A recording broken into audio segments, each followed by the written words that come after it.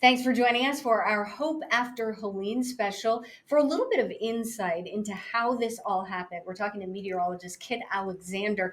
So, Kit, let's talk about how we got here. How did Helene hit us so hard, and why was it such a surprise? So yeah, Helene was such a terrible tragedy. Number one, we had something known as a predecessor rain event that happened beforehand. And what that did is initially we actually started out with some drought-like conditions, but then we had all that rain even before Helene rolled in. But then the other thing that was interesting with Helene was the path the storm took itself. The storm actually tracked where the northeast quadrant of the storm, literally the worst part of the storm, was right over the Tri-Cities area and the mountains of western North Carolina and so forth. So it just dumped tons of heavy rain. In fact, in some places in western North Carolina, 20 plus inches of rain in some spots, which was just unbelievable. There were spots even more than that. That's incredible. So what was the condition of the ground before Helene hit? So that was what was so interesting with it too. We were actually in drought conditions. So that dry soil, unfortunately, it started to pond up with some of that water even initially because that predecessor rain event moved in.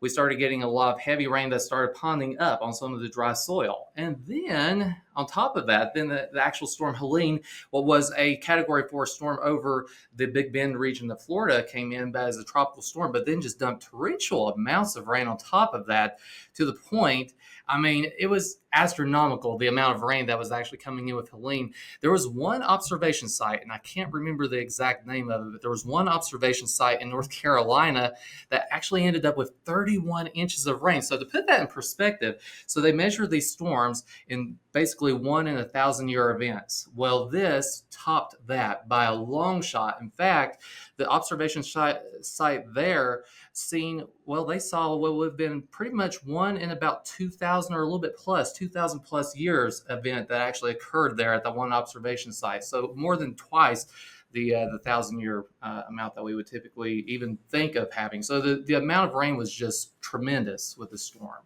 Is there anything that we can learn from this to make sure we're doing things better in the future, or was this just the luck of the draw, like you said, thousands of years event? Correct. There's really nothing we could do about it, or can we? Yeah, I mean, we can always do more. I know, of course, the National Weather Service partnered with the National Oceanic Atmospheric Administration. They're already putting in sites. There's rain gauges, but really one of the other things that we really need more of is river gauges. If we had some more river gauges, we would have even been able to tell people a little bit earlier that this was going to be, we knew it was going to be catastrophic. So NOAA and National Weather Service, they were putting out terms ahead of this storm, within a couple days, terms like catastrophic damage. But even with that mindset and even with those terms, I don't think we really even grappled with what does a catastrophic event even look like here? And I know a lot of times in the mountains, we just don't expect a storm like this to come in. I mean, a lot of folks have been here for a number of years. The last time we had a storm really of this magnitude, that didn't even, actually, I wouldn't even say of this magnitude, it didn't even get close to it. Hugo happened back in 1989. It was a strong hurricane. It came in with tropical storm winds, but that actually was a little bit further to the north and east. So with that storm, you actually had the strongest of the winds and everything to the north and east of that storm, which would have actually been closer to the Shenandoah Valley and up that direction. Helene, just an absolute terrible path. The worst of the storm came over us. So anyway, but to get back to your question, what can we do more of? I just think it really comes back down to if we could get some more river gauge sites, that would help. That would certainly be a good thing. Maybe some more rain gauges. I know the National Weather Service has something called CocoRoss. And what that is, it allows people to basically set up rain gauges in their yard or, places that they live, and they could measure precipitation and so forth. And all this data gets, ingested back into the National Weather Service. So it's a good thing. That's something that I think would help as well from a forecasting standpoint. All right. Thank you very much, Meteorologist Kit Alexander.